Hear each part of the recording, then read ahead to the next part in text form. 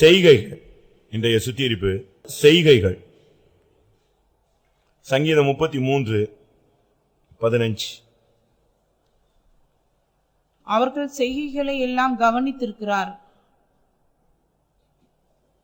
ஆண்டவர் ஒவ்வொரு மனுஷனுடைய செய்கைகளையும் பார்த்துக்கிட்டே இருக்கிறார்.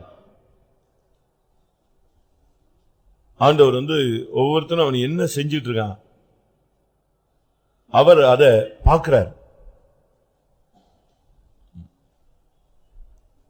அவன் என்ன பண்றான்? ஒன்று, அவன் செய்கைகளை அவர் கவனிக்கிறார். இரண்டாவது, சங்கீதம் 62:12 செய்கைகளுக்கு பலன் அளிக்கிறார். ஆண்டவரே, தேவரீர் அவனவன் செய்கைக்கு தக்கதாக பலன் அளிக்கிறீர். பலன் அளிக்கிறீர். ஒன்று பார்க்கிறார், கவனிக்கிறார், அவன் என்ன பண்றான், இந்த சூழ்நிலையில அவன் என்ன பண்றான் அதை கவனிச்சுக்கிட்டே இருப்பார். நீங்க சில நேரத்தில் பாருங்க, நம்ம ஒரு குற்றத்தை கண்டுபிடிக்கணும், ஒருத்தன் செஞ்ச தப்ப கண்டுபிடிக்கணும்னா நம்ம என்ன செய்யறோம்? அவசரப்பட மாட்டோம், அப்படியே கவனிச்சுக்கிட்டே இருப்போம். நான் ஒரு இடத்துல ஒரு ஐயா திருட போறார், நான் அதை புரிஞ்சுக்கிட்டேன். அப்படியே அங்கே நான் சொல்லியிருக்கேன்னு நினைக்கிறேன், ஒரு ஃபைத்தவங்குள்ள ஒருத்தர் வர்றாரு, காலில் கட்டு போட்டு நொண்டி நொண்டி நொண்டி நொண்டி வர்றாரு. வந்துட்டு இப்படி ஹாலு, ஓலை ஷெட்டு, வாசல்ல ஒரு பெஞ்சு, இதுக்கு பிறகுதான் பிரதர் ரூம், சிஸ்டர்ஸ் ரூம் அங்க தனி. அப்போ அவர் வர்றாரு, என்னை எப்படி பாக்குறாரு. நான் படுத்திருந்த இடம் ஒரு கண்ணு தெரியாத ஒரு விசுவாசி படுத்து கிடப்பாரு. எப்பவுமே அவர் தான் காவல் மாதிரி, கண்ணு தெரியாதவருக்கு. அவர் வாட்டுக்கு ஃபைத்தம்லே கிடப்பாரு, நல்ல மனுஷன். அவர் அன்னைக்கு முடிவெட்டதுக்கு பின்னால போயிட்டாரு. நானும் சும்மா அங்க வந்தவன் அந்த பெஞ்சில நான் படுத்துக்கிட்டேன், எதேச்சியா படுத்திருந்தேன். இவர் வந்தாரு, இவனுக்கு திருட்டு எண்ணத்துல வந்ததெல்லாம் என்னைய குருடன்னு நினைச்சிட்டாங்க. நான் பார்த்துக்கிட்டே இருக்கேன். இவன் போறான், பிரதர் வாசல்ல இங்க ஒரு டேபிள், அயன் பாக்ஸ் எல்லாம் இருக்கு, அயன் பண்ணிட்டு பையங்க விட்டுருக்காங்க. அவன் வர்றான், வந்தாரு, அந்த சாப்பாடு கொடுத்தாங்க, சாப்பிட்டாரு. சாப்பிட்ட உடனே இப்படியே பார்த்தாரு, டம்ளர் தூக்கி பேக்ல போட்டார். நான் பார்த்துட்டேன், தொடங்கிட்டாண்டாளு, சரி இனிமே நம்ம இந்த பெஞ்சை விட்டு அசைஞ்சிடக்கூடாது, ஏன்னா நம்மள குருடனை அவன் பிளான் பண்ணிட்டான்னா இனிமே நம்ம குருடனாக தான் கடைசி வரைக்கும் இருக்கணும். அப்படி அது பிறகு காசு கொடுத்தாங்க ஊழியக்காரங்க, அதையும் வாங்கிட்டாரு. அப்படியே பார்த்தாரு, அவருக்கு ஒன்றும் ஓடலை. அயன் பாக்ஸ் சூடாக இருக்கு, இல்லைன்னா தூக்கிட்டு போயிடலாம். என்ன பண்ணுறது? அயன் பாக்ஸ் எடுத்து கீழே வச்சுட்டு பெட்ஷீட்லாம் டப்பன்னு உருட்டினார், டபக்குன்னு பைக்கில் தூக்கி வச்சுட்டார், கிளம்புறாரு. நான் அது வரைக்கும் ஒன்றும் பண்ணல. என்னை தாண்டான், விட்டேன். என்னை தாண்டி கேட்டதான் அவனே, ரே பையா போய் அவனை கூட்டுவான்னு சொன்னேன். அந்த ஆளை கூட்டுவான். அப்ப நம்மளே இப்படி கவனிக்கிறோம்னா தேவன் கவனிக்காம இருப்பாரா? யோசிங்க. அம்மா அப்பா கவனிக்க மாட்டாங்க, அவங்க அப்பாவும் அவங்களுக்கு ஃபீஸை கட்டிட்டு அவங்க வீட்டில் உட்காந்துருப்பாங்க. என் பிள்ளை படிக்குது, என் பிள்ளை படிக்குது, என் பிள்ளை என்ன படிக்குது அதுதானே தெரியும், ஆண்டவருக்கு தானே தெரியும். கவனிக்கிறார் அவர். உன் செய்கைகளை என்ன செய்கிறாரு? கவனிக்கிறார். உன் செய்கைகளுக்கு அவர் என்ன செய்கிறார்? பலன் அளிக்கிறார். பிரசங்கி 3:17 படி நியாயமும் இருக்கிறார். சகல எண்ணங்களையும் சகல செய்கைகளையும் நியாயம் தீர்க்கும் காலம் இனி இருக்கிறபடியா? இனி இருக்கு. சகல செய்கைகளையும் என்ன செய்ய போறார் அவரு? நியாயம் தீர்க்கிற காரியம். சரி, நம்முடைய செய்கைகள் எப்படிப்பட்டது? ஒரு 10-15 பாயிண்ட் சொல்றேன். ஆதியாகமம் 31:26. அப்பொழுது லாபான் யாக்கோபை நோக்கி, நீ திருட்டளவாய் புறப்பட்டு என் குமாரத்திகளை யுத்தத்தில் பிடித்த சிறைகளைப் போல கொண்டு வந்தது என்ன செய்கை? என்ன அவன் கேட்கறான், நீ என்ன செஞ்சிருக்க? நீ உன் செய்கை என்ன இது? நான் உன்னைய தாய் தப்பனை விட்டு அனாதையா நீ வந்த இல்லையா? உனக்கு ஒருத்தனுமே கிடையாதுங்கிற அனாதை மாதிரி நீ வந்து சேர்ந்த. நான் உனக்கு சோறு போட்டு என் பிள்ளைய கொடுத்து உனக்கு வசதி வார்ப்பை கொடுத்து என் ஆடு மாடுகளை மேய்க்க வச்சு அதுக்கு உனக்கு சம்பளம் கொடுத்து உன்னை இவ்வளவு டாப்பா வச்சிருக்க நேரத்துல நீ ஒரே நைட்ல எல்லாத்தையும் தூக்கிட்டு ஒரே ஓட்டம் ஓடி போயிட்டியே, இது என்ன செய்கை? அதுவும் திருட்டளவா புறப்பட்டு ஓடி போயிட்டியே, சொல்லாம கொல்லாம ஓடிட்டியே, இது என்ன செய்கைன்னு கேட்கிறான். இந்த செய்கைக்கு என்னப்பா அர்த்தம்? மாமனார் மருமகிட்ட கேட்கிறார், என்ன நீ என்ன செய்கை செஞ்சிருக்க? அதுக்கு விளக்கம் கொடுக்கிறான் 28ஆம் வசனத்துல. என் பிள்ளைகளையும் என் குமாரத்திகளையும் நான் முத்தம் செய்ய விடாமல் போனதென்ன? இந்த செய்கையை நீ மதியில்லாமல் செய்தாய். மதியில்லாத செய்கை. சில காரியங்கள் நம்ம பயத்திலேயோ அறிவினத்திலேயோ அவசரத்திலேயோ நெஞ்சிடறான். தமிழ்ல சொல்லுவோம், ஆத்திரக்காரனுக்கு புத்தி மட்டு. ஆத்திரத்துல நம்ம என்னத்தையாவது செஞ்சிடுவோம், அவசரத்துல அதை இதை போட்டு உடைச்சிருவோம். எழுப்புதல் ஆயிரும் திடீர்னு, அப்போ உடைச்சிருவோம் எல்லாத்தையும். இங்க சொல்லியிருக்கு, நீ மதி இல்லாத செய்கை செஞ்ச, எல்லாத்தையும் ஓடி போய் அங்க ஓடி இங்க ஓடி. அதெல்லாம் இந்த வருஷத்துல நமக்கு கர்த்தருக்கு பிரியமில்லாத செய்கைகள் இருந்ததா? மதி இல்லாத அறிவில்லாம நம்ம செஞ்சிட்டோமா? நானே அப்படி எத்தனையோ ட்ரிப் செஞ்சிருப்பேன், அறிவில்லாம செஞ்சிட்டோமே. நம்ம ஒரு சைடுல போறோம், ஒன் வியூல போறோம். எல்லாத்தையுமே என்ன செய்யணும்? யோசிக்கணும்.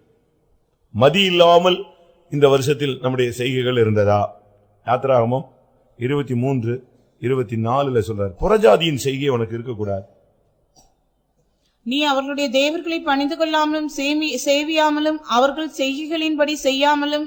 புறஜாதிகளுடைய செய்கைகள் இருக்கக்கூடாது. உலகத்து மனுஷன் எப்படினாலும் செய்யலாங்க. அவனுக்கு மனசாட்சி, அவன் வேற, அவன் நியாய தீர்ப்புக்கு போறவன். அவன் செஞ்சான் அவன் அப்படி செஞ்சான்னு சொல்லக்கூடாது. அவன் வேற, நீ வேற இல்லையா? ஒரே கல்லூரியில தான் படிப்போம், அவன் வேற நம்ம வேற. புரியுதா? ஒரே ஆபீஸ்ல தான் வேலை செய்வோம், அவன் வேறு நீ வேறு.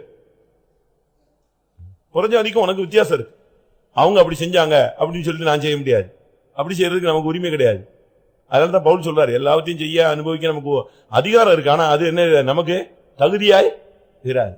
அவங்க செய்கையின்படிலாம் நீ செய்யணும்னு செய்யக்கூடாது. நம்ம விசுவாசிகள் பாருங்க, இந்த டேட்டு பாக்குறது, நேரம் பாக்குறது, காலம் பாக்குறது, இப்போ வச்சிடலாமா கல்யாணம், இன்னைக்கு ஃபங்க்ஷன் வச்சுக்கலாமா? நான் சொல்றேன், இதெல்லாம் விட்டுறணும். செத்து போனதை 10 வருஷமா கும்பிட்டு ஜெபம் பண்ணிட்டாலே கூட அதுக்கு ஊழியக்காரங்களை ஜெபிக்க வைக்க கூடாது. உலக பிரகாரமா சில ஃபங்க்ஷன், இந்த பிள்ளைகள் காரியங்கள், இதெல்லாம் நீங்க ரொம்ப ஒரு மாதிரி செய்யவே கூடாது. உலக மனுஷங்க அவங்க கரெக்ட் இல்ல. தாய்மாமன் செய்யணும், அக்கா செய்யணும், அதெல்லாம் தாய்மாமன் எல்லாம் பரலோகத்துக்கு வரப்போறான் இல்ல, உன்னை நரகத்துல இருந்து தப்பி விட்டுற போறானா? ஏன்னா தப்பி விட்டுறதுக்கு தாய்மாமனுக்கு சக்தி இருக்கா? ஒருத்தனும் கிடையாது. இல்ல உலகத்துல இருக்கிறோம், பாஸ்டர் இப்படித்தான் சொல்லுவாரு, நாளைக்கு நல்லது கெட்டதுன்னா நாங்கள் அப்படிலாம் கிடையவே கிடையாது. நீ தெய்வத்துக்காக நின்னா தெய்வம் உனக்காக என்ன செய்வாரு? நிப்பார். அதான் உண்மை. நீ இந்த விஷயத்துல உலக பழக்க வழக்கங்களே இருக்கக்கூடாது. செத்து போன பிறகு அந்த வருஷம் கும்பிடுறது, அதுக்கு ஒரு 10 பேரை கூப்பிட்டு சோறு போடுறது, இந்த பிள்ளைங்களுக்கு ஒரு சின்ன வயசு பிள்ளைங்களுக்கு ஏதாவது ஆச்சுன்னா உடனே அதுக்கு ஒரு ஃபங்க்ஷன், அதுக்கு இன்னொரு ஃபங்க்ஷன், அதுக்கு ஒரு ஃபங்க்ஷன். அன்னைக்கு மாலை போடுறது, காலை போடுறது, எண்ணத்தெல்லாம் போடுறது, போட்டோ எடுக்கிறது, எல்லாமே ஆகாது. தெய்வீகம் இல்லாத காரியங்களை நீங்க பெந்தேகோஸ்ல வந்துட்ட பிறகு நீங்க இதெல்லாமே சுத்தமா உலக பழக்க வழக்கங்களுக்கு என்ன செய்யணும்? சாகணும். பெண்டிகாஸ்ட்னா தனி அது. ஆனா 40 வருஷம் விசுவாசிக்கிறான், இன்னும் அந்த பழைய கதையே தான் வச்சிருக்காங்க. நேத்து விசுவாசி ஸ்ட்ராங்கா நினைச்சாங்க, ஸ்ட்ராங்கா நிக்கிறான். நம்ம என்ன சொல்றோமோ அப்படிதான், கோடை கிழிக்கவே மாட்டான். இது இங்கேயே இருந்தது, அவங்களுக்கு அந்த தெய்வீகமே இல்லை. அந்த உலகத்தோடு அந்த ஒத்து போறது, அந்த சாப்பாடு, இந்த சாப்பாடு, அந்த இது, இந்த அதெல்லாம் விட்டுருங்க. புறஜாதிகளுடைய காரியங்களை நீங்க பழக்கத்தை வைக்காதீங்க. அதுக்கு ஊழியக்காரங்களையும் சேர்த்து நிச்சயாதீங்க, இழுக்காதீங்க. போன ஊழியக்கார கூட்டத்துல பாஸ்டர் போட்டு வாங்கி தள்ளிட்டாரு. எவனாவது ஊழியக்காரன் இப்படி ஏதாவது ஃபங்க்ஷனுக்கு போன பாருன்னு, அப்படி ஒருத்தர் 3 வருஷத்துக்கு முன்னால போனதுக்காக இப்ப அவரை பனிஷ்மெண்ட் பண்ணி தூக்கிட்டாரு, டவுன் பண்ணி விட்டாரு, சபையெல்லாம் பிடிக்கிட்டாரு. சின்ன சபைக்கு போ, நீ உனக்கு ஊழியம் போதும் தம்பி. 3 வருஷத்துக்கு முன்னால இப்படி ஒரு ஃபங்க்ஷன் போனாராம், அதுக்கு அடி. இப்போ உலக பழக்க வழக்கங்கள், சடங்காச்சாரங்கள் உங்களுக்கு என்ன செய்யக்கூடாது? உள்ள வரக்கூடாது. அதுக்கு ஊழியக்காரன் சேர்த்து இழுத்துக்கிட்டு அங்கெல்லாம் போகக்கூடாது. நீங்க என்கிட்ட கேட்கவே கூடாதுங்கிற இந்த சப்ஜெக்டே நீ கேட்க கூடாது. இதுக்கு போகலாமா, இதுக்கு வரலாமா? ஏன் உனக்கு இது ஒரு நாள் தெரியாதா? நீங்க புறஜாதிகளுடைய செய்கைகள் நீ சிக்கக்கூடாது. லேவியராகமம் 18:3.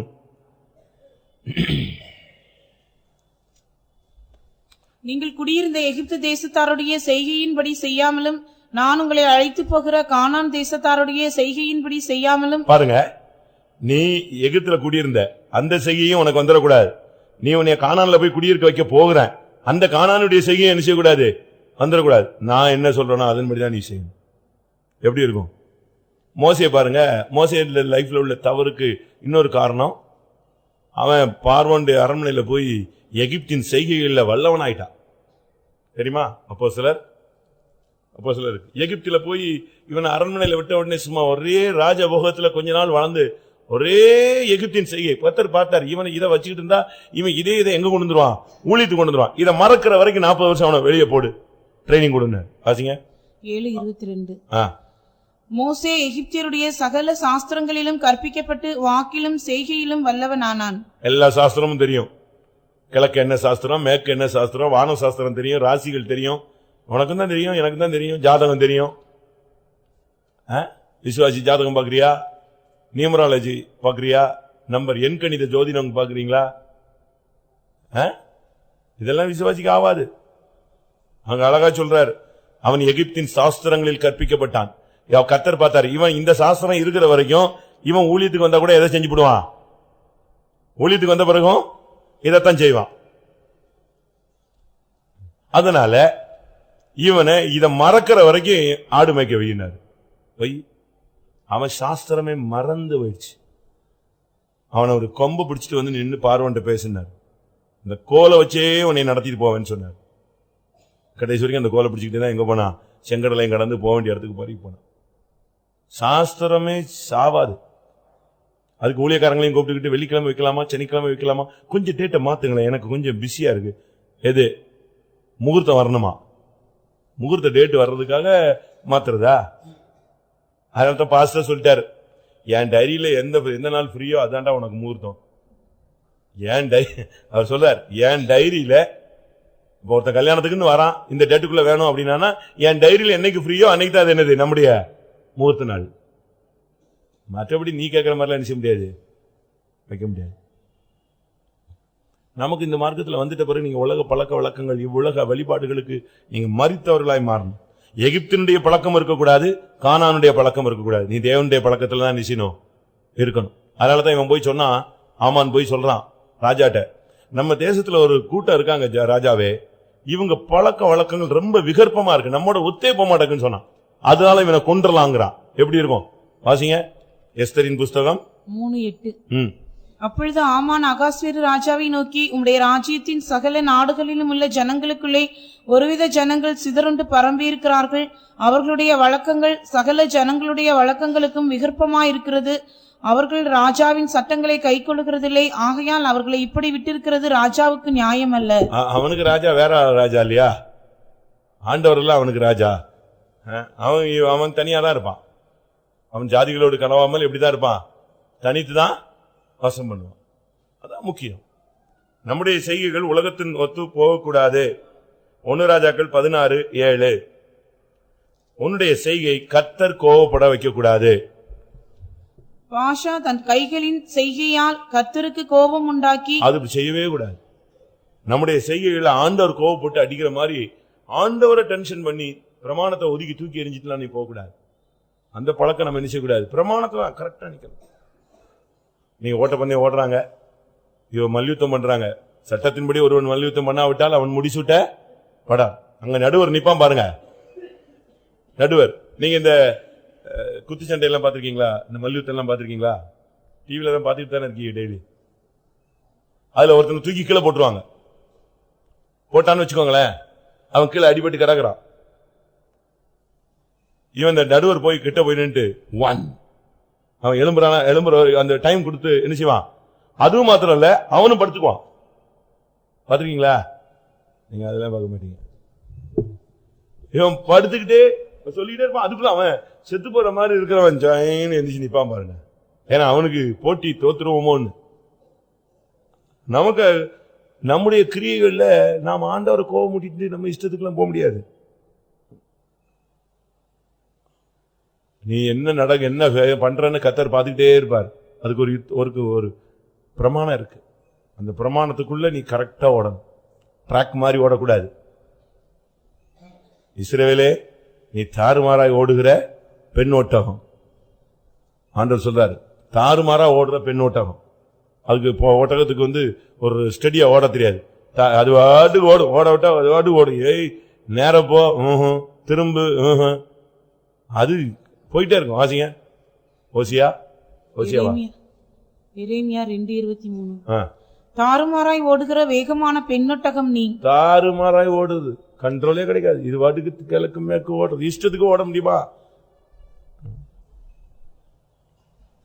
2 நாளாகமம் 17:4. தன் தகப்பனுடைய தேவனை தேடி இஸ்ரவேலுடைய செய்கையின்படி நடவாமல் அவருடைய கற்பனைகளின்படி நடந்து கொண்டான். திருப்பி வாசிங்க. தன் தகப்பனுடைய தேவனை தேடி இஸ்ரவேலுடைய செய்கையின்படி நடவாமல் அவருடைய கற்பனைகளின்படி நடந்து கொண்டான். அப்படினால அவனை என்ன செஞ்சாரு? ஆகையால் கர்த்தர் அவன் கையில் ராஜ்யபாரத்தை திடப்படுத்தினார்.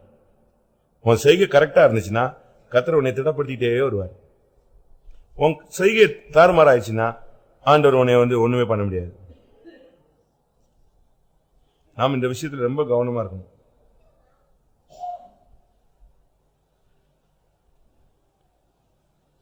இங்கே சரியா சொல்றா, இஸ்ரவேலுடைய செய்கைகளின்படி அவன் நடக்கவில்லை. அதான் கரெக்ட். இஸ்ரவேலுடைய செய்கையின்படி நடக்கவில்லை. இஸ்ரவேலுடைய செய்கை என்ன தெரியுமா? யாரு இஸ்ரவேலை மாறினது? யாக்கோபு தான். யாக்கோபுடைய செய்கையின்படி நீ நடக்கக்கூடாது. யாக்கோபு சொல்லுவான், செய்ய மாட்டான். மனுஷனோடும் போராடுவான், தேவனோடும் போராடுவான். அது என்ன ஹேபிட்னு எனக்கு தெரியல. தேவனோடு போராடுறான், கரெக்ட். அதே நேரத்தில் யார்கிட்ட போராடுறான்? மனுஷனோடும் போராடுறது அவன் ஹேபிட். அது இங்கேயும் 50, அங்கேயும் 50. இந்த கிராக் ஜக் பிஸ்கட் 50-50 போட்டுருப்பான் பாத்தீங்களா? ஸ்வீட் இருக்கும், சால்ட் இருக்கும். அதே மாதிரி இங்க வந்தா ஃபுல் விசுவாசி, வெளியே போனா ஃபுல் உலகம். அப்படி நம்ம இருக்க கூடாது. இஸ்ரவேலுடைய செய்கை அப்படிப்பட்டது. காணிக்க கொடுப்பேன், தசமம் கொடுப்பேன், பொருத்தனை பண்ணுவேன், என்னை உணவும் உடுக்க உடையும், என்னை கர்த்தர் சமாதானத்தோட திரும்பி வர பண்ணால் இந்த இடம் ஆலயமாகும், அது பூஜினா. ஆனா கடைசி வரைக்கும் ஒண்ணுமே செய்ய மாட்டான். இந்த தேர்தல் வாக்குறுதி மாதிரிதான். நீங்க இஸ்ரவேலுடைய செய்கைகள் இருக்கக்கூடாது. நீ யெஷூரனாய் மாற வேண்டும். நெகேமியா 6:14. சீக்கிரமா சொல்றேன், டைம் இல்ல இல்லையா? என் தேவனே, தொபியாவும் சன்பல்லாத்தும் செய்த இந்த செய்கைகளுக்கு தக்கதாக நீர் அவர்களையும் நொவதியால் என்னும் தீர்க்கதரிசியானவளையும் எனக்கு பயமுண்டாக்க பார்த்த மற்ற தீர்க்கதரிசிகளையும் நினைத்துக் கொள்ளும். பாருங்க, நெகேமியா ரொம்ப கஷ்டப்பட்டு கர்த்தருடைய ஆலயத்தை கட்டுறதுக்கு, மதில கட்டுறதுக்குன்னு வந்திருக்கான், தேசத்தை கட்டுறதுக்கு. இங்க ஒரு டீம் இருக்கு, சன்பல்லாத் தொபியா. 2 பேரும் பயங்கரமான ஆளுங்க. சிவகாசியில் அப்படி ஆள் இருக்கான்னு தெரியல, இருப்பாங்க, வெளியே தெரியலன்னு நினைக்கிறேன் இது வரைக்கும். இவங்க மாற்று கருத்துக்கள், ஆப்போசிட். அதாவது என்ன சொன்னாலும் அதுக்கு ஒரு மாற்று கருத்து. இந்த கோகாத்தியர், தாத்தான், அபிராம், இவங்கெல்லாம் யாரு? மோசேக்கு வனாந்தரத்திலேயே பயங்கர எதிர்ப்பு கொடுத்தவங்க, ஊழியத்தில் எதிர்ப்பு கொடுத்தவங்க, பிரயாணத்துல எதிர்ப்பு கொடுத்தவங்க. அந்த செங்கடல் கிட்ட நின்று சண்டை ஓட்டு சாவறான். நீ என்ன சாணங்களை சாகடிக்கிறதுக்கு நீ கொண்டு வந்தியாங்கிறான். கர்த்தர் கூட இருக்கிறதே மறந்துட்டான். இந்த சன்பல்லாத் தொபியா 2 பேருமே டிஸ்கரேஜ் பண்றதுல பயங்கரமான ஆள். கூடையே இருப்பான், கூலி பறிச்சிருவான், தோண்டிடுவாங்க பெருசா. இவன் பாருங்க, கூட இருந்துகிட்டே நீங்க ஆலயத்தை கிட்ட வந்திருக்கீங்களா, அப்படியா அப்படின்னு சொல்லிட்டு அடுத்த நாள் லெட்டர் எழுதி யார்கிட்ட அனுப்பிட்டான்? ராஜாவுக்கு அனுப்பிட்டான். ராஜாவே, இவங்க ஆலயம் கட்ட போறாங்க, மதில கட்டுறாங்க, உங்களுக்கு விரோதமா வந்துருவாங்கன்னு எழுதி வச்சுட்டான். இங்க திருப்பி நெகேமியா பார்த்து சொல்றான், நீ ஓடி போயிருங்க, பிரச்சனை ஜாஸ்தி ஆகுது, நீங்க ஓடிடுங்க. எப்படி அவன் நான் என்னை போன்றவன் ஓடி போவானா, இல்ல ஆலயத்துல போய் பதுங்குவானா, நான் ஓடுவானா? திருப்பி இதெல்லாம் சொல்லிட்டு கொஞ்ச நாள் கழிச்சு பார்த்தா தேவாலயத்துல ஒரு ரூம் போட்டு உட்கார்ந்துருக்கான். யாரு? தொபியா. பாருங்க எப்படி இருக்கான் பாருங்க. இதுக்குள்ள இருந்துகிட்டே நெகேமியாவுக்கு அரசு அங்க ராஜாட்ட போயிட்டு திரும்பி வந்தான். தேவாலயத்துல ஒரு ரூம்ல யாரு உட்கார்ந்துருக்கா? ஈவன் துணிமணி தட்டு மூட்டை வச்சு தூக்கி எரிஞ்சாம பாருங்க, தூக்கி வெளியே ஓடுறா. நீ தேவாலயத்துல இருந்து உட்காந்துருக்க, ஓடுன்னு. இது எதை காண்பிக்கிறதுனா, சபைக்குள்ள இருந்தே ஒரு மனம் இல்லாத ஒரு தன்மை. நான் சொல்றேன், நீங்க ஒரு மிலிட்டரி கமாண்டர் கீழ் பண்ற மாதிரி தான் இருக்கணும். சேனைகளின் கர்த்தருக்கு போ சொன்னா போகணும். நடத்திப்புக்கு அப்படியே நிச்சயணும், கீழ்படியணும். இல்ல அப்படி எல்லாம் ஆண்டவரே, யார் சொன்னது? லோத்து. அப்படி இல்லைன்னா திருப்பி இப்படித்தான் ஆகும். பிள்ளை எல்லாம் நடு ரோட்ல தான் நிற்கும். 70 கோடியா வெடிச்சு செதறிடுச்சு முந்தானத்து, இல்லையா? 4 நாளைக்கு மேல வெடிச்சிருச்சு. அது அதுக்கு ஒரு ரூட் வச்சிருக்காங்க. ஏன் அது விழுந்தது அப்படிங்கிறான். உடனே அவன் சொல்றான், அதுவே விழுந்துருச்சா? இல்ல இல்ல, அது பாதை மாறிடுச்சு, நாங்க வெடிக்க வச்சிட்டோம். அந்த சயின்டிஸ்ட் சொல்றான், அது நாங்க வச்சிருந்த ரூட் இணைஞ்சிருச்சு, அது ட்ராக் மாறிடுச்சு. இந்த ட்ராக் மாறினா அது எங்க விழலாம்? மாறிடுச்சு இல்லையா? பாதை மாறிடுச்சுன்னா அது எங்க விழுந்துரும்? அது எங்க விழுன்னு தெரியாது. ஏன்னா அது அந்த அதுக்குள்ள இருக்கிற எரிபொருள் எப்படி இருக்கோ அதுக்கு ஏத்த மாதிரி போகும். எந்த தேசத்துல போய் விழும், எந்த இடத்துல விழும், அப்படி விழுந்தா எவ்வளவு நஷ்டம். அதனால அது பாதை மாறிட்டுன்னு உடனே சிக்னல் கொடுத்துட்டோம், வெடிச்சிருச்சு. அதுவே வெடிக்கல. அவன் அதுக்கு ரீசன் சொல்றான், பாதை மாறினபடினால் சிக்னல் கொடுத்து உடைச்சவங்க. அதே போல மார்க்கம் தப்பி அலைகிற நட்சத்திரமா நீ சபைக்குள்ள இருக்கக்கூடாது.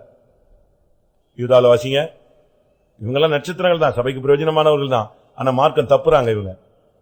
அவனுக்குன்னு உள்ள மார்க்கத்தை விட்டு ரூட்டை மாத்துறான். யூதா எத்தனை 13.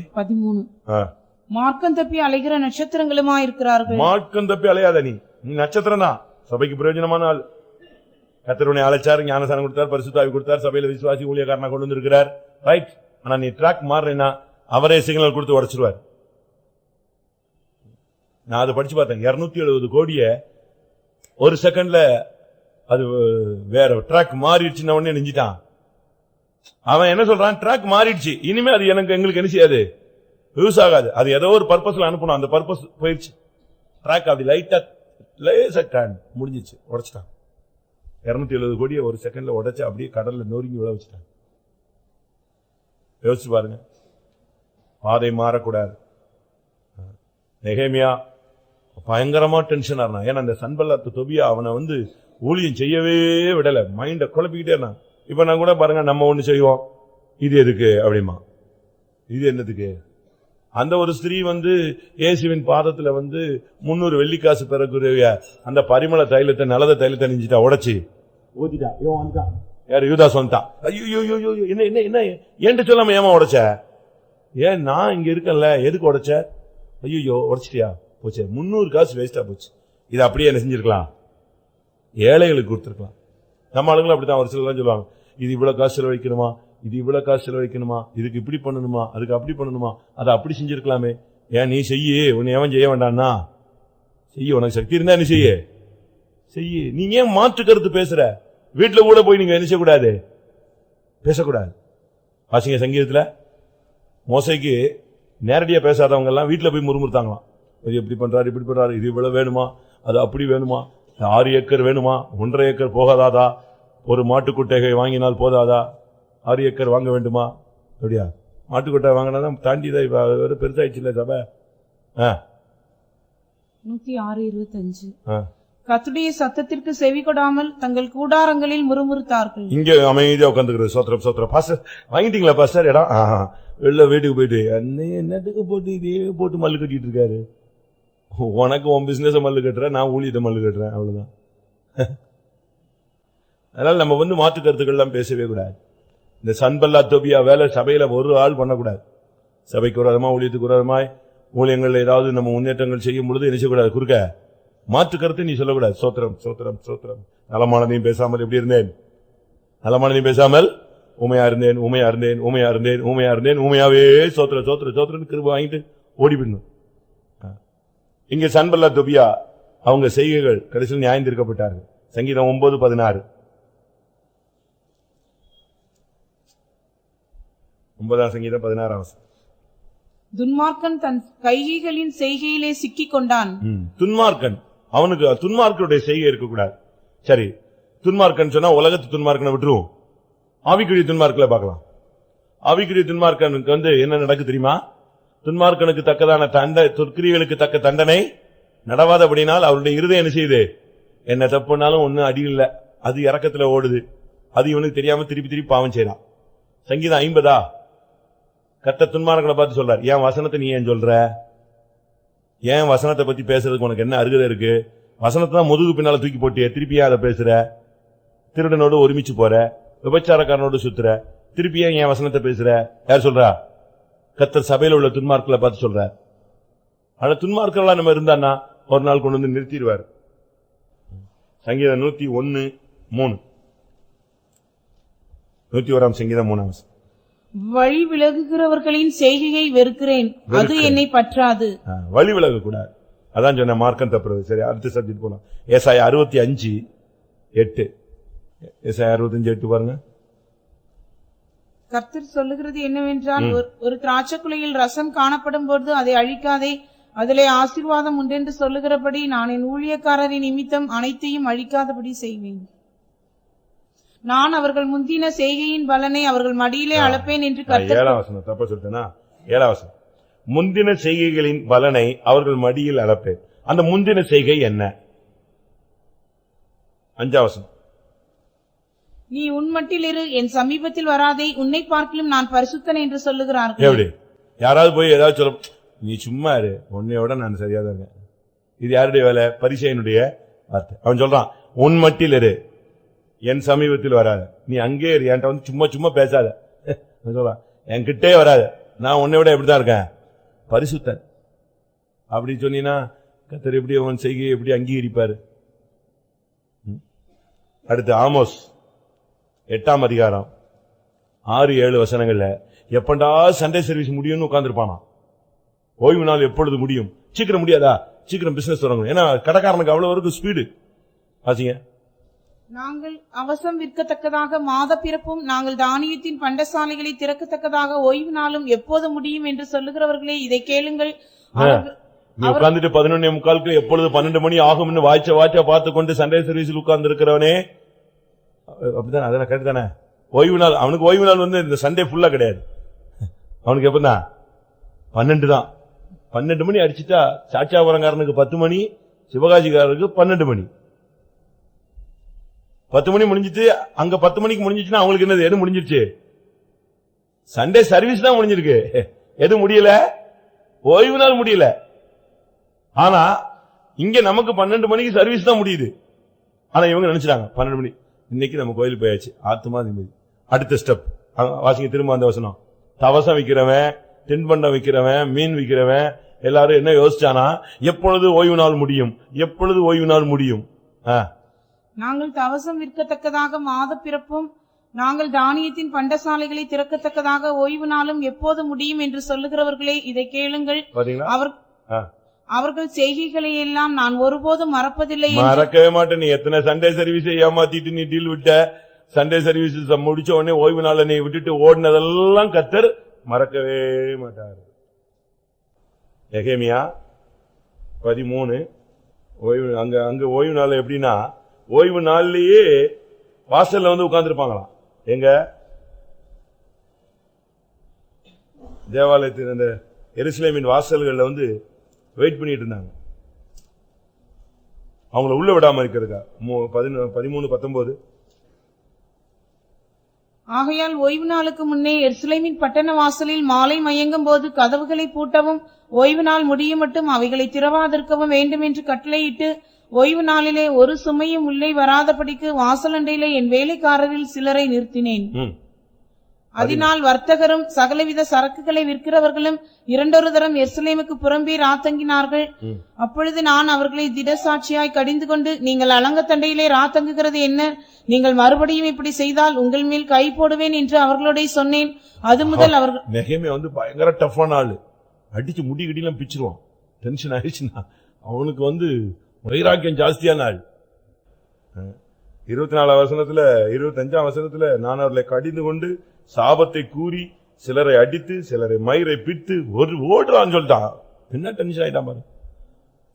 மெட்ராஸ்ல ஒரு பிரதர் இருந்தாரு. கரெக்டா 9:15 ஹால் பூட்டி அந்த மெயின் கேட்டை பூட்டிடுவாரு. ஸ்கூல் மாதிரி. இந்த ஸ்கூல்ல எல்லாம் நான்லாம் அடி வாங்கியிருக்கேன். அந்த பிடி மாஸ்டர் வாசல்ல நிப்பாரு. அந்த 9:15 தாண்டிடுச்சுன்னா சைக்கிளோடு அடி விழுவும். டம் டம் டம்னு ஒரே போக்கு. இந்த எக்ஸ்பிரஸ் மாதிரி போவானுங்க பசங்க. 2வது ஸ்கூலுக்குள்ள இறங்கிதான் போய் ஆகணும். கேட்லயே இறங்கிடணும். உள்ளெல்லாம் வண்டி ஓட்டக்கூடாது. அவர் கரெக்டா அந்த இடத்துல நிப்பாரு. இந்த ஆளு வந்துட்டான்னா ஐயோ அவன் பட்டாத பாடு விரட்டி போவான். அதோட அட்டி கிட்டியே நான் வாங்கிட்டு உள்ள ஓடுவோம். அதே மாதிரி ஒரு ஊழியக்காரர், அவரு கரெக்டா 9:15 அந்த ஸ்தோத்திர ஜெபம் முடிச்சு 5 நிமிஷம் பாட்டு தொடங்க போற டயத்துல போட்டுருவார். வந்தவன் போதும், இவன் மட்டும் விசுவாசி, போ விடு. அவன் வாசல நிப்பாங்க, பாவம் போல நிப்பான் எல்லாம். அவர் 12 மணி வரைக்கும் திறக்கவே மாட்டார். ஏறு நீ ரோட்லயே நின்ற. அப்பதான் உனக்கு அடுத்த வாரம் எங்க வருவ? 9:15. இப்படி வாரம் வாரம் ஒரு 10-15 கேஸ் நின்றுகிட்டே இருக்கும். அவர் கடைசி வரைக்கும் யாரெல்லாமோ என்னமோ சொல்லி பார்த்தாங்க, இது அன்பின் ஊழியம், அன்பின் ஊழியம், ஏன் சாப்பா நான் பாத்துக்கிறேன், நீ போ வேலையை பார்த்து. அவன் வரணும், கர்த்தரை ஆராதிக்கிறதுக்கு அவன் எங்க வரணும்? டயத்துக்கு வரணும். நம்ம அப்படி செஞ்சா என்ன வருது? இங்க அப்படி பண்ணோம்னா எத்தனை பேர் ஊழியக்காரங்களே பாதி வர மாட்டாங்க, சீட்டு கிடையாது. அங்கேயே ரூம், சிஸ்டர்ஸ் ரூம் லாக் பண்ணப்படும். அவ்வளவுதான், 9 வேலைக்கு லாக் பண்ணா தூங்கிடுவாங்க, அவங்களுக்கு பிரச்சனை இல்லை. நம்ம அப்படி இல்லை. ஆனா அவன் ஓய்வு நாளை பயங்கரமா சொன்னான். ஓய்வு நாள் எப்ப முடியும்னு காத்து கொண்டிருக்கிறவர்களே, உங்கள் செய்கைகளை நான் என்ன செய்வதில்லை, மறப்பதில்லை. ஆண்டவர் சொல்றார், அது அப்படியே மனசுல வச்சிருக்கார். அடுத்து மத்தேயு 23:3, பரிசேயரை போல ஜீவிக்க கூடாது, வேதபாரகனை போல ஜீவிக்க கூடாது. ஆகையால் நீங்கள் கைக்கொள்ளும்படி அவர்கள் உங்களுக்கு சொல்லுகிற யாவையும் கைக்கொண்டு செய்யுங்கள், அவர்கள் செய்கையின்படியோ செய்யாதிருங்கள். ஒருத்தவனுக்கு புத்தி சொன்னான்னா, ஒருவேளை புத்தி சொன்னவன் சரியா ஜீவிச்சிருக்க மாட்டான். ஆனா அவன் சொன்ன புத்திக்கு நீ நட, அவன் கீழ்ப்படியாத போல நீ என்ன செய்யக்கூடாது. வேதபாரகர் பரிசேயர் அவர்களை போல நீங்க இருந்துடாதீங்க. வேதபாரகர் பரிசேயர்னா மாயக்காரங்க, பேசுறது ஒண்ணு செய்யறது ஒண்ணு. இங்க வாழை காட்டுவான், அங்க தலையை காட்டுவான். அப்படி இருக்க கூடாது. ஆண்டவர் நம்முடைய செய்கைகளுக்கு தக்கதாக என்ன செய்வார், பலன் அளிப்பார். ரோமர் 8:13, சரீரத்தின் செய்கை.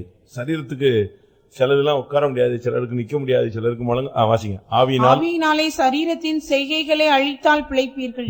சரீரத்தின் செய்கை, சரீரத்துக்குன்னு சில செய்கைகள் இருக்கு, அது ஆட்டோமேட்டிக்கா வேலை செஞ்சுட்டே இருக்கும், பலவீனப்படும். சரீரம் நமக்கு ஒத்துழைச்சுன்னா எப்பவுமோ பரிசுத்தவனா மாறி இருப்போம் இல்லையா? சரீரம் நம்ம இப்ப கேட்ட பிரசங்கத்துக்கெல்லாம் சரீரம் நமக்கு ஒப்பு கொடுத்துருந்துச்சுன்னா நம்ம என்னைக்கோ பரிசுத்தவனா இருப்போம். சரீரம் தானே இப்ப அவனுக்கு ஆலயம், தேவனுக்கும் அதுதான் ஆலயம், பிசாசுக்கும் அதுதான் ஆயுதம். நம்முடைய சரீரம் தேவனுக்கு ஆலயம், பிசாசுக்கு அது ஆயுதம். அவன் அதை வச்சு யூஸ் பண்றான். அடுத்ததாக கொலோசியர் 3:9, பழைய மனுஷனுடைய செய்கை நமக்குள்ளே இருக்கக்கூடாது. பழைய மனுஷனையும் அவன் செய்கைகளையும் களைந்து போட்டு. பழைய மனுஷன் இது ஜென்ம சுபாவம். ரட்சிக்கப்படுறதுக்கு முன்னால நமக்குள்ள என்னென்ன சுபாவங்கள் எல்லாமோ இருந்துச்சு. இங்க வந்துட்ட பிறகு அந்த பழைய மனுஷனுடைய செய்கைகளை களைந்து போடுங்கள். அடுத்து 3 காரியம் சொல்றேன். உன்னுடைய செய்கைகள் புகழப்படணும், நல்லது செஞ்சு நீ பாராட்டப்படும். உன்னுடைய செய்கை உபயோகமா இருக்கணும். உன்னுடைய செய்கையில நீ பாக்கியவானா இருக்கணும். இந்த 3க்கும் வசனம் சொல்ற, முடிப்போம். 1 சாமுவேல் 19:4, உன்னுடைய செய்கைகள் உபயோகமான செய்கைகளா இருக்கணும். அவன் செய்கைகள் உமக்கு மெத்த உபயோகமாயிருக்கிறது. மெத்த உபயோகமாயிருக்கிறது. நீ செய்கிற செய்கைகள் உன் குடும்பத்துக்கு, உன் பிள்ளைகளுக்கு, உன் பெற்றோர்களுக்கு, உன் சபைக்கு, உன் ஊழியத்துக்கு பிரயோஜனமா இருக்கணும். மெத்த உபயோகமா இருக்கணும். யூஸ்லெஸ் ஃபெல்லோவா நீ குடும்பத்திலையும் வீட்டிலையும் சபையிலையும் இருக்கக்கூடாது. அவன் அங்க சொல்றாங்க பாருங்க, அழகா சொல்றது. யோனத்தான் சொல்றான் தாவீதை பத்தி, அவங்க அப்பாட்ட சொல்றான் சவுல்ட்ட, ஏன் அவனை போட்டு விரட்டுறீங்க, ஏன் அவனை டிஸ்டர்ப் பண்றீங்க? அவன் சொல்றான், அவனுடைய செய்கை எப்படி இருக்கு, உமக்கு மெத்த உபயோகமா இருக்கு, ரொம்ப உபயோகமான ஒரு ஆள். அவனத்துக்கு நீ கொல்லணும்னு பாக்குற, துரத்தி விடணும்னு பாக்குற. அவன் கேட்கறான், அப்ப நம்முடைய கிரியைகள் இந்த சபைக்கு உபயோகமா இருக்கா? உன்னுடைய ஆவிக்குரிய ஜீவிதத்துக்கு பிரயோஜனமா இருக்கா? உன் குடும்பத்துக்கு ஒரு முன்மாதிரியா இருக்கா? 2வது நீதிமொழிகள் 31:31, அவள் கைகளின் பலனை அவளுக்கு கொடுங்கள், அவளுடைய செய்கைகள் வாசல்களில் அவளை புகழ கடவது. உன்னுடைய செய்கை மற்றவங்க பாராட்டணும், புகழணும். அப்படி அதான் கரெக்ட். நீ செத்து போயிட்டா உன்னை எல்லாரும் சொல்லணும், யோ நல்ல ஒரு விசுவாசி, நல்ல ஒரு ஊழியக்காரன். நீ செத்த உடனே பரலோகம் சொல்லணும், உண்மை உத்தமமான ஊழியக்காரன், நல்லது உண்மை உத்தமமான ஊழியக்காரன், உன் எஜமானுடைய சந்தோஷத்துக்குள் பிரவேசி. ஆண்டவரே உன்னை புகழணும். உன்னை பத்தி உத்தமன், அவன் தேவனுக்கு பயந்தவன், உன்னை பத்தி தேவன் சாட்சி சொல்லணும். அவனுடைய காணிக்கைகளை குறித்து தேவன் சாட்சி கொடுத்தார், எனக்கு குறித்து தேவன் சாட்சி கொடுத்தார். ஆண்டவரே உன்னை புகழ்ற அளவுல உன்னுடைய செய்கைகள் அவன். யாக்கோபு 1:25, உன் செய்கைகளில் நீ பாக்கியவனாயிருப்பாய். சுயாதீன பிரமாணமாகி பூர்ண பிரமாணத்தை உற்று பார்த்து அதிலே நிலைத்திருக்கிறவனே கேட்கிறதை மறக்கிறவனாயிராமல் அதற்கேற்ற கிரியை செய்கிறவனாயிருந்து தன் செய்கையில் பாக்கியவானாயிருப்பான். கேட்கிற பிரசங்கத்தின்படி கேட்டுட்டு விட்டுட்டு போறதில்ல. கேட்ட பிரசங்கத்தின்படி நீ செய்தால் நீ செய்கைகளில் எப்படி இருப்பாய்? பாக்கியவானாயிருப்பாய். எல்லாரும் கண்களை மூடுவோம். இந்த செய்கைகள்ல என்ன திருட்டு செய்கையா, மதியில்லாத செய்கையா, புறஜாதிகளுடைய செய்கைகளா, எகிப்தின் செய்கைகளா, கர்த்தருக்கு கோபமூட்டுகிற செய்கைகளா, இஸ்ரவேலுடைய செய்கையா, தொபியா சன்பல்லாத் அந்த செய்கைகளா, துன்மார்க்கருடைய செய்கைகளா, வழி விலகுகிற செய்கைகளா, மற்றவர்கள் நாம் பரிசுத்தவான் சொல்ற செய்கைகளா, ஓய்வு நாளை நீ ஆசிரியர் எப்ப முடியும்னு காத்திருக்கிற செய்கையா, வேதபாரகன் பரிசேயனுடைய செய்கையா, சரீரத்தின் செய்கைகளா, இல்லாவிட்டால் பழைய மனுஷனுடைய செய்கைகளா? அப்போஸ்தலர் 19:18 படி அவர்கள் தங்கள் செய்கைகளை அறிக்கையிட்டார்கள். அதான் முக்கியம். இப்ப எல்லாரும் கண்களை மூடுவோம். ஒரு 5 நிமிடம் டைம் தர்றேன். நம்முடைய செய்கைகள் எப்படிப்பட்ட செய்கைகள்? வழி விலகுகிற செய்கைகளா? முழங்கால் போடலாமா?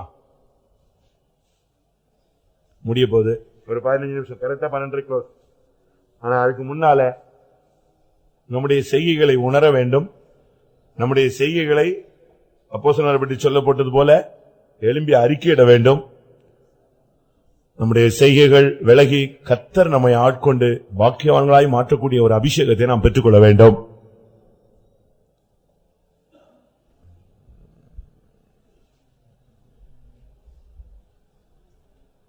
உன்னுடைய செய்கைகள் உன் வாசல்களில் உன்னை புகழ கடவது. கேட்கிற சத்தியங்களின்படி ஜீவித்து உன் செய்கைகளில் நீ பாக்கியவானாய் மாறுவாயாக. உன் செய்கைகள் சபைக்கும் உன் குடும்பத்துக்கும் மெத்த உபயோகமாய் இருக்கட்டும்.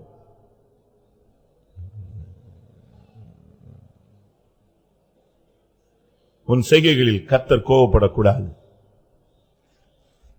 ஓய்வு நாள் எப்பொழுது முடியும் என்று நீ காத்துக் கொண்டிராதே. கர்த்தாவே, இன்னும் 2 மணி நேரம் தாங்க சுவாமி, நான் ஊழியம் செய்யறேன். இன்னும் 2 மணி நேரம் தாங்க, நான் சண்டே ஸ்கூல் ஊழியம் செய்யறேன், டிராக்ட் ஊழியம் செய்யறேன், ஜெபம் எடுக்கிறேன், ஊழியத்தில் நான் இருப்பேன், தேவசமூகத்தில் இருப்பேன், எனக்கு நேரம் இல்லையே, உமக்காய் நான் கிரியை செய்ய விரும்புகிறேன். அதுதான் ஒரு உண்மையான தேவனுடைய பிள்ளையினுடைய வாஞ்சை. மதியில்லாத இந்த வருஷத்துல நமக்குள்ளே நடப்பிக்கப்பட்ட மதியில்லாத செய்கைகளுக்காக மன்னிப்பு கேட்போம். புத்தி இல்லாம, அறிவில்லாம, ஆத்திரத்துல, அவசரத்துல, உலக மனுஷனுடைய பழக்க வழக்கங்கள், பழைய மனுஷன். கொஞ்ச நேரம், ஒரு 5 நிமிடம் எல்லாருக்கும் வாயை திறங்க. ஆண்டவரே, என்னுடைய செய்கைகள் உமக்கு பிரியமுள்ளவைகள் அல்ல, இந்த இடத்துல நான் உம்மை துக்கப்படுத்திட்டேன். ஆண்டவரை நோக்கி கூப்பிடுவோம்.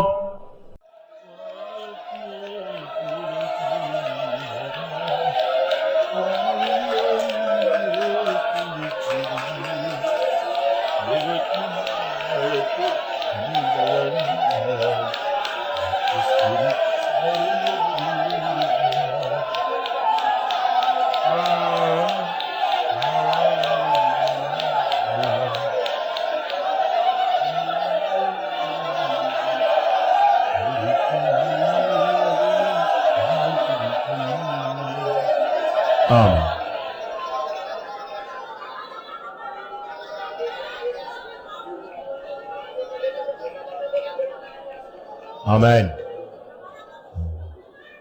கர்த்தருடைய சமூகத்துக்காக ஸ்தோத்திரம் பண்ணுவோம். Praise the Lord, praise the Lord, praise the Lord. Praise the Lord, praise the Lord, praise the Lord. நம்முடைய ஜீவியத்தை சுத்திகரிக்கத்தக்கதான கிரியை நடப்பித்துக் கொண்டிருந்தபடினால ஸ்தோத்திரம் பண்ணுவோம். இரத்தத்தோடு பிரதான ஆசாரியராக தம்முடைய ஜனத்தை பரிசுத்தம் பண்ணும்படியாக அவர் கடந்து வந்தார். அதற்காக ஸ்தோத்திரம் பண்ணுவோம். இன்னும் நமக்குள்ளும் வராத ஜனங்களையும் கர்த்தர் கொண்டு வந்து ஒரு ஆழமான சுத்திகரிப்பை இன்னும் கட்டளையிட முடியாது. ஸ்தோத்திரம் பண்ணுவோம். பரிசுத்த ஸ்தலத்துக்கு ஏற்ற ஒரு சுத்தாங்கத்தை முழு சபையிலும் தெய்வம் கட்டளையிட முடியாது. ஸ்தோத்திரம் பண்ணுவோம். எல்லா மகிமையும் அவருக்கே செலுத்தி ஸ்தோத்திரம் பண்ணுவோம்.